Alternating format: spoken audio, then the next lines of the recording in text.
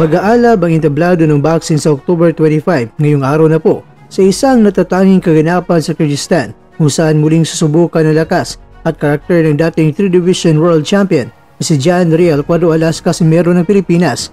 Magkakatapat ng Filipino warrior ang Japanese featherweight fighter na si Kyunosuke Kamida sa isang 10-round na bakbakan sa 58 kg weight limit sa event ng Saiko X-Lash. Kasabay ng papalapit na laban, mainit na rin ang mga prediksyon mula sa mga eksperto. Isa na rito mga kwento si Mr. Masayuki Ito, ang dating WBO Super Featherweight World Champion at naging dating promoter ni Casimero. Sa YouTube channel na Treasure Boxing Promotion, walang pleno niya ibinahagi ang kanyang matapat na pagsusuri sa magiging drift na laban. Ayon kay Ito, kakaiba ang galawan ni Casimero kapag iisipin mong ubos ang kanyang stamina, bila siyang nawawala sa kontrol at nagiging delikado. Bagaman may mga sandaling tila humihina ang aksyon ni Casimero sa ilang rounds, naniniwala si Ito na nasa likod nito ang isang malupit na game plan. May timing at power siya para biglang tapusin ang laban. Anya, sa likod ng papuring ito, may nakatagong banta. Ang biglang pag-akyat sa timbang ni Casimero ay isang katanungang bumabayo sa prediksyon ni Ito. In fairness, wika ni Ito, mas delikado para sa isang mandirigmang sanay sa super bantamweight ang lumaban at bilang sa mas mataas sa timbang. Ang 58 kg contract weight ay isang lugar sa pagitan ng featherweight at super featherweight at ayon sa kanya, posibleng maapektuhan ng malaki ang natural na performance ni Casimero. Dito pumapasok ang malaking tsansa ni Kyunosuke. Siya ay natural featherweight, malaki ang pangangatawan. Kung lalaban siya ng maingat, mayroon siyang tsansa para manalo. Dagdag ni Ito, isang tactical na battle chess ang inaasahan, ang lakas at unpredictability ng Filipino laban sa disiplina at size advantage ng Hapon.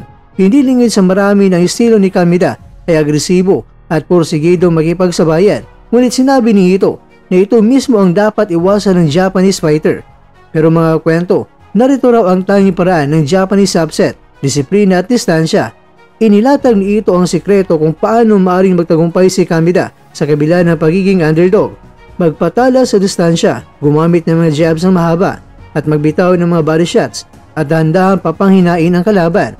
Kung magiging maingat at precise si Kyunosuke, posibleng patagalin niya ang laban at unti-unting kumabig sa puntos. Subalit mga kwento, may malaking panganib raw sa sandaling mapapalapit siya sa brawler na Pinoy. Kung magsabayan sila sa likitan, si Casimero ang panalo. May natural talent ang kanyang kaliwang hook. Kapag nagsabay, tiyak tatamaan siya. Prangkang payag ni Ito. Sa uli mga kwento, ayon kay Mr. Masayuki Ito, ang laban ay parang pagsusulat ng tadhana gamit ang dalawang tanong. Gaano katagal kakayanin ni Kyunosuke ang pressure? At kailan huhupa ang bagyong tinatago ng Cuadro Alas para samantalahin ni Kamida?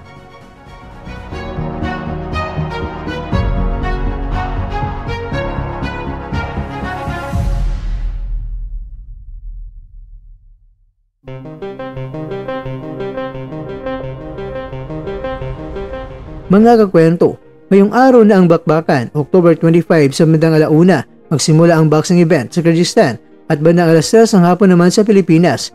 Isang bagay ang tiyak, kahit anong mangyari, ito ay magiging laban ng diskarte laban sa panganib at puso laban sa reputasyon.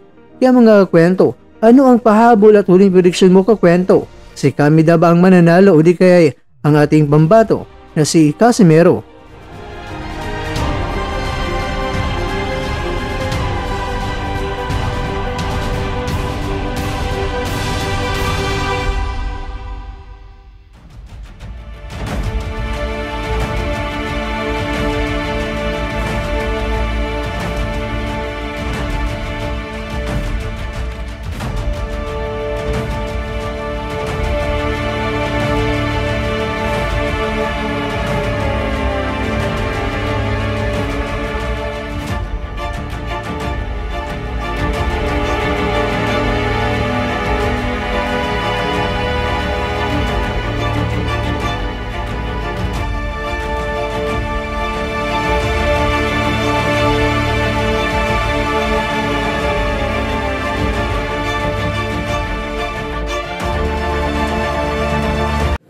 Uy, may interview pala.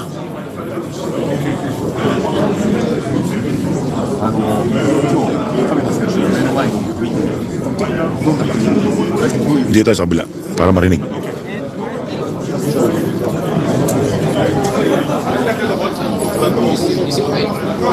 Easy fight. 余裕です。身長差が13センチあって、そのあたりの身長差、今までそのあたりAng height difference doon yung 13 daw, 13 cm. Lama na kayo napunta mas taas para.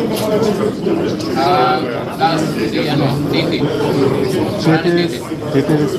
ゾラニテテが多分同じくらいだと思います。ゾラニテテも同じぐらいだと思います。はい。同じくらいだと思います。ちょっと。倒せそう。Matong ba ba no? Kamila? Kiyo? Easy work です。最初です。明日どんなUgma ko noon sa kuning pakita sa ring. Una sa lahat, nagpapasalamat ako sa Kamila promotion kasi maganda yung nila, tapos yung alaga sa amin. So, at in-invite ko po kayo.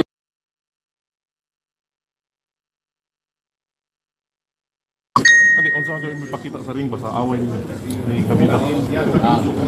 Surprise nga sa laban bukas. Magandang laban sa pagkita. 明日の試合はKO、どっちかが KO になりますので見ててください。あとは日本の皆様はありがとうございます。日本からも多くの皆さんが注目してますので。Alam ko na Japanese kung nananawagan mo ka. ありがとうございます。このジャパニーズ。ありがとうございます。Thank you. Tapos, Choco です。チョコと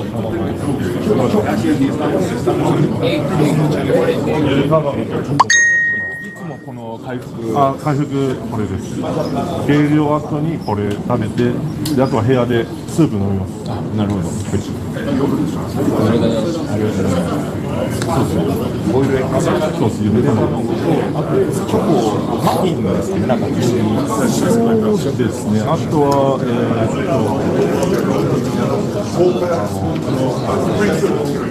ポカリもしっかり終えてですね、はい、橋本選手絶好調ですか。いや、本当表情がね、すごい明るいので、楽しみにしてます。Thank you. tara.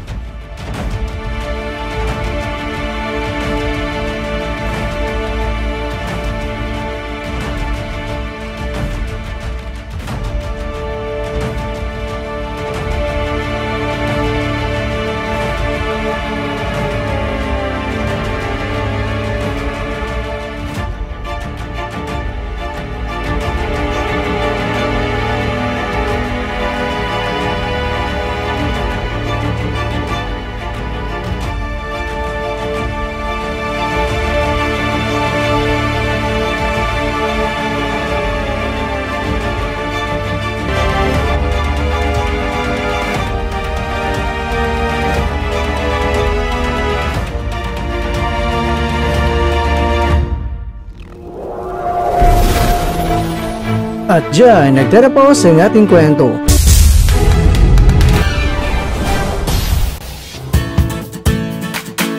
Maraming salamat mga kakwento sa inyong panonood. Pero baka naman mga kakwento ay nagustuhan niyo po ang kwento natin ngayon. Baka pwede niyo po akong mabigyan dyan ng like, subscribe at pa-click na rin sa bell button.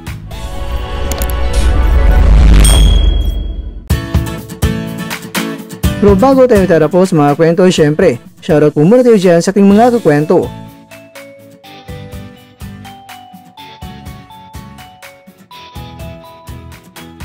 At ikaw kwentong nanonood ngayon, shoutout sa iyo dyan.